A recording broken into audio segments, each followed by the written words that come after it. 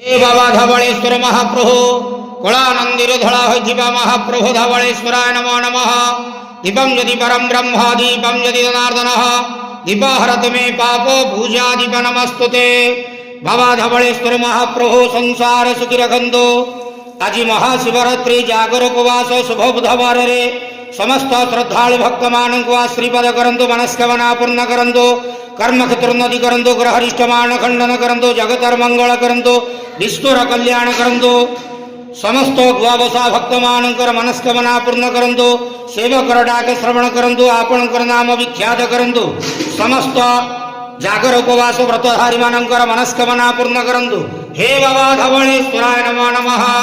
संसार सुखी रखंतु नंदे गवार हरि बोलो। आज महाशिवरात्रि जागर उपवास रे समस्त भक्त मान को आश्रीपद करंतु नंदे गवार हरि बोलो। बाबा धवलेश्वराय नमो नमः।